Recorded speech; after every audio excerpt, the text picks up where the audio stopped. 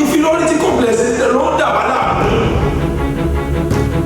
Báwo ló ṣe fẹ́ mọ̀ ṣe lágbájá kémi náà fẹ́ ṣe bí òyìnbó ó sì lè do òyìnbó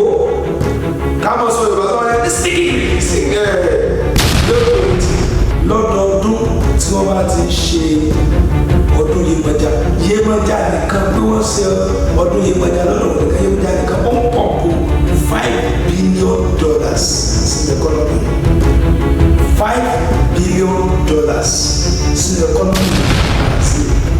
gbogbo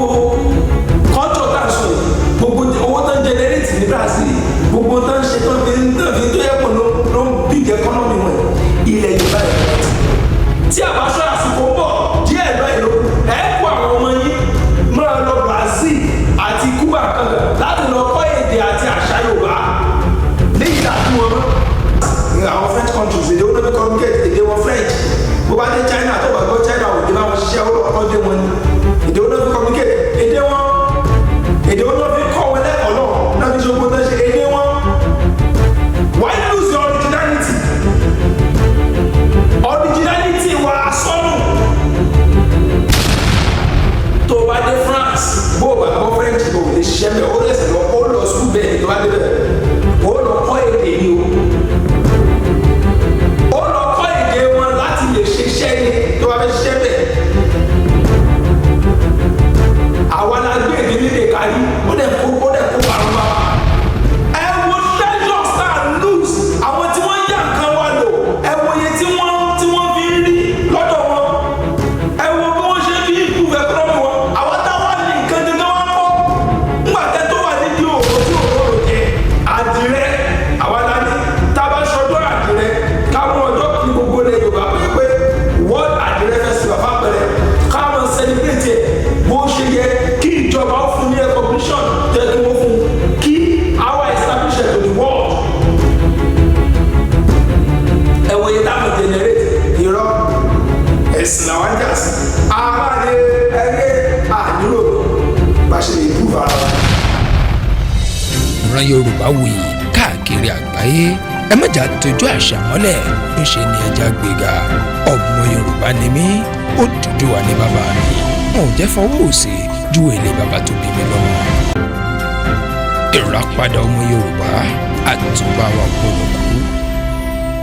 Ìbà Olódùmarè ìbà gbogbo àdúgbò lọ mo ṣe bọ́ ọmọdé mo ṣe bàbá wa mo kí gbogbo ọmọ káàrọ̀ òjèrè pátá nílé lóko lẹ́yìn tí gbogbo tẹ̀tún tí láǹfààní láwọn tí máa gbọ́ mi lórí ètò tá a pè ní Ìràpadà ọmọ Yorùbá àtúbà wa gbọ́dọ̀ kú. Ṣàlàfíà ní gbà ọgbọ mo kí gbogbo àníkí tó ládùn wípé ẹ̀làbọ̀rú ẹ̀làbọ̀yè bọ̀ ṣiṣẹ́ ọmọọba Adéọlá Adéyẹyè kejì pààrọ̀ òun náà ló kọ tèmi èmi amúlẹ́gbẹ̀dọ́mọ bíbí wọn nídò Ọ̀ṣun wọn máa rò ó ojúbọ ẹja kíkẹ́ ọ̀kasà ní ilẹ̀ ọmọọba àlùfọ̀ aláyémọ́rẹ́ ọmọ onílẹ̀ kẹyìn ọmọ onílẹ̀ kẹsẹ̀kì Ṣàlàfíà ní gbogbo wa kí ni tí àtúntò fẹ́ gbé òun lórí ètò lónìí kí ni tí àtúntò fẹ́ gbẹ̀kẹ́lù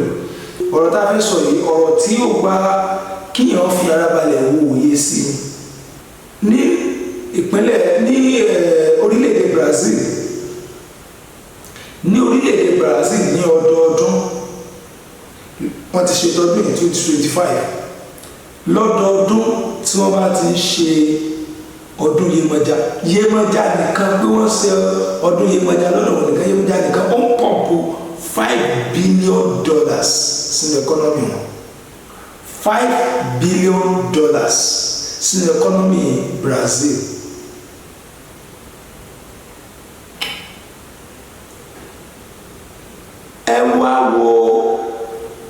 ẹ wo iye tí wọ́n generate pẹ̀lú cultural activities pẹ̀lú nǹkan ìṣẹ̀báyé nǹkan ìṣẹ̀ṣe tí wọ́n ń ṣe ẹ wo iye tí wọ́n fi generate léyìí tó sì jẹ́ pé gbogbo ọdún tó ń ṣe ọdún Yemọja ní o ọdún kìnnìkan náà sọ̀sún ọdún kìnnìkan tí gbogbo culture tí wọ́n lò ní Brazil tí wọ́n fi generate àwọn owó tá a sọ yìí ilẹ̀ Yorùbá ni wọ́n ti mú lọ nígbà tí wọ́n wá kọ́ àwọn bàbá wa lẹ́rú láyé transatlantic slave trade transatlantic slave trade tí wọ́n kọ́ àwọn bàbá wa lẹ́rú àwọn bàbá wa tí wọ́n kó lẹ́rú tí wọ́n kó lọ bẹ̀yẹ tán àwọn tó ń wá ń bí síbẹ̀ wọn ò gbàgbé àṣà àti ṣe yẹn àwọn wá ń pọ́nlé àwọn táwa ní gẹ́gẹ́gẹ́gẹ́ àtàdánù yóò tọ́lẹ̀ mẹ́gbẹ́ ẹ mọ̀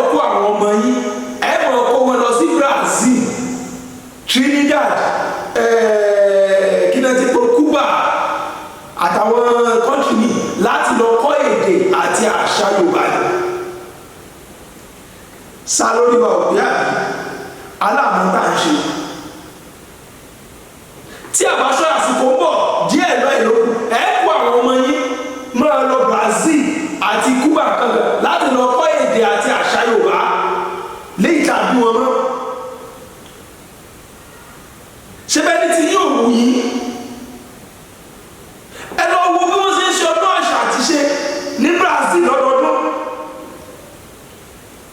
ẹ lọ wo ẹkọ́nọ́mì Brazil ẹ imagine ìlú tí àwọn nǹkan yìí ti jáde cultural activities wa tourist tó jẹ́ àwọn tourist centers wa ká mú wọn lọ́kùnkúndùn ọdún Ọ̀ṣun Òṣogbo èyí tí wọ́n ń ṣe nípínlẹ̀ Ọ̀ṣun ọdún Ọ̀ṣun Òṣogbo tá a bá gbé lárugẹ tá a fún ní recognition bó ṣe yẹ tá a ń ṣe bó ṣe ká ṣe ọdún Agẹmọ níjẹ̀bú tá a ṣe bó ṣe ká ṣe ìpínlẹ̀ Ọ̀yọ́ akíwọn kó kú iṣẹ́ nípínlẹ̀ Ọ̀yọ́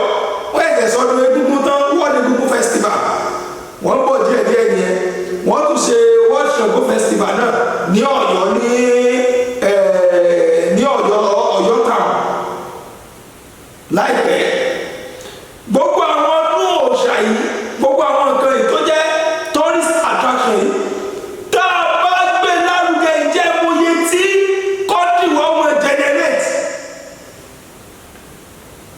ẹ wo treasures tá a lose àwọn tí wọ́n yá nǹkan wa lò ẹ wo iye tí wọ́n fi ń rí lọ́dọ̀ wọn ẹ wo bí wọ́n ṣe fi improve economy wọn àwọn táwa ní nǹkan gẹ́gẹ́ wọn kọ́ ńgbà tẹ́ tó wà nídìí òòrùn tí òòrùn rò jẹ ọmọ aláṣọ wa ó ń wà kísà ọmọ ẹlẹ́rìn wa ń jẹ egun àwọn tó ń yá nǹkan lò àwọn wa kọ́ ní ìṣe àwọn ọmọ ẹ̀ lòdù wa lọ ọmọ Yorùbá ẹ̀jẹ̀ á jì ọmọ Yorùbá ẹ̀jẹ̀ á máa ń tà ń ṣe ọmọ Yorùbá ìjọpọlọ wa ń pè ẹ̀jẹ̀ á máa ń tà ń ṣe ẹ má jà tó gùn bí wa náà gbogbo ẹnu ẹ̀tẹ́ gbogbo nǹkan tá a bá gbogbo ẹ̀jẹ̀ tó ọ̀la sọ̀rọ̀ táwọn tàbí bá bá gbogbo ẹ̀jẹ̀ pátápátá kí ni táwọn tó ní ò bá dé bá àwọn tó ní náà ẹ má jẹ́ àgbàgbé ìpìlẹ̀ if Brazil could be generating $5 billion fún ọdún Yemọja tó improve economy wọn ẹ̀yìn má jẹ́ òye tí àwa lè máa generate pẹ̀lú àwọn ọdún ìpìlẹ̀ títí wa tó jẹ́ pé bí gẹ́gẹ́gẹ́gẹ́ náà ti mú lọ àbí àwọn òní ń jẹ́ Yemọja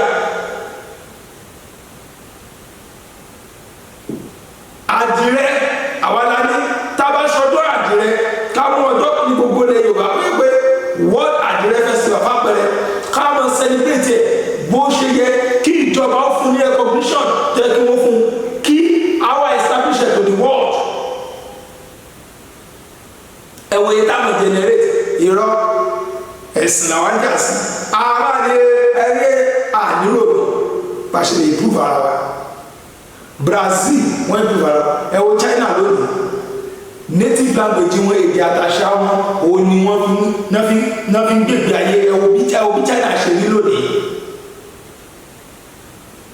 tó o bá dé France bó o bá gbọ́ French o lè ṣiṣẹ́ bẹ́ẹ̀ ó lẹ̀sẹ̀ lọ ó lọ school bẹ́ẹ̀ ni tó bá dé bẹ́ẹ̀ ó lọ kọ́ èdè ni ó lọ kọ́ èdè wọn láti lè ṣiṣẹ́ ni tó bá fẹ́ ṣiṣẹ́ bẹ́ẹ̀ àwa la gbé èdè nílé kárí ó dẹ̀ kó parun bá wa àti lose identity wa bó la ṣe fẹ́ mọ̀ tá à ń ṣe ẹ̀tẹ̀ bá rí tí wọ́n ti ń sọ Yorùbá jù náà gbọ́ is a local man láti orí pé sọ Yorùbá dánmọ́ lẹ́nu rẹ̀ náà is a local man mo rántí ọdún kan tí mo sọ fún àwọn ọmọ mi pé Yorùbá ni wọ́n sọ sọ wọ́n ṣètò sí mi o àwọn àbúrò mi àwọn tó tẹ̀lé ẹ̀rọ English ní ká máa sọ sáwọn bàtà wọn o kìnnì kan nga bàbá Yorùbá tẹ́lẹ̀ àti Yorùbá ó fẹ́ lọ́ máa ṣe babaláwo ni mo á dúró ẹ̀ mo á mi rí mo ní tó bá ṣe fún àmọ̀ túmọ̀ tá a sọ nù àní ṣe bẹ́ẹ̀ báyìí tó bá ti sọ Yorùbá jù àwọn tó pèrè àwọn ní láìtì rọ báyìí ẹ̀ tó fẹ́ lọ sí babaláwo ni sísẹ babaláwo sísẹ ni àwọn babaláwo ẹni rẹ ni wọn àwọn yẹ pé wọn ra ẹ̀mí padà ní so babaláwo nìkan ní sọ Yorùbá ni tó bá dé Amẹ́ríkà èdè wọn ló fi communicate English èdè wọn bó bá dé French èdè wọn ló fi communicate bó bá dé France àwọn French countries èdè wọn ló fi communicate èdè wọn French bó bá dé China tó bá gbọ́ China ò dé bá wọn ṣiṣẹ́ ọkọ̀ dé wọn ni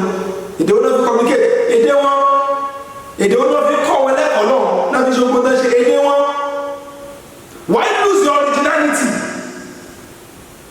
originality wa sọnù ẹ̀yẹ wádìí ṣe fine irun ara tí ń bẹ lára rẹ̀ ló gbò lójú ó fine lójú rẹ̀ wà ẹ̀yẹ tú irun ara dìé kúrò ẹ̀ẹ́dì pé kò ní ṣe rí mọ́ bẹ́ẹ̀ ló ṣe rí fún gbogbo ọmọ tó bá sọ èdè àti àṣà rẹ̀ nù ó ti wà ní kólóbó òwúlò mọ́ when you get to any country tó bá dé gbogbo ìlú tó lè kó dé lágbàáyé múra bí ọmọ Yorùbá ṣèṣì ọmọ Yorùbá wà mọ̀ wà pọ́nlé tó mọ̀ rí torí wípé títí ẹ nìyẹn o lose originality o lose identity ẹ bọ́tọ́ tó bá ti lè lose identity ẹ jọ́nà ló ti di nǹkan ní nǹkan ó ti bà ní kólóbó ó ti wà ní òwò ọmọ Yorùbá ẹ̀já fún wa nílà káyì ẹ̀já máa ń tà á ṣe we can be great ọmọ Yorùbá ìran Yorùbá we are too great to stoop low àti ju ká máa kọ́ ìṣesí àwọn kan lọ ẹ jẹ́ kí á gbé tiwa lágẹ̀ ẹ mọ́ bó inferiority complex ló ń dà wá láàmú báwo ló ṣe fẹ́ máa ṣe ṣe lágbájá kéde náà fẹ́ ṣe bí òyìnbó ó sì lè do òyìnbó ká máa sọ Yorùbá sọ wọn sing yóò tó etí àwọn Brazil àwọn Amẹ́ríkà wọn fà máa kọ́ àwọn Yorùbá bẹ́ẹ̀ bẹ́ẹ̀ máa kọ́ àwọn ìlọrin lọ kéde Yorùbá ni yóò tó yẹ ẹ̀ títí gba mi jáde máa fọlẹ́ sípàdé mi lórí ètò ìtàkùn ní ìràpadà ọmọ Yorùbá ọmọ bá dé ọlá dé yìí kíjì pàwọ̀ olóko tèmi èmi ò ní kú ẹ̀yin náà ò ní kú ó dìgbà kan náà. Ìràpadà ọmọ Yorùbá àtúbà wa kúrò.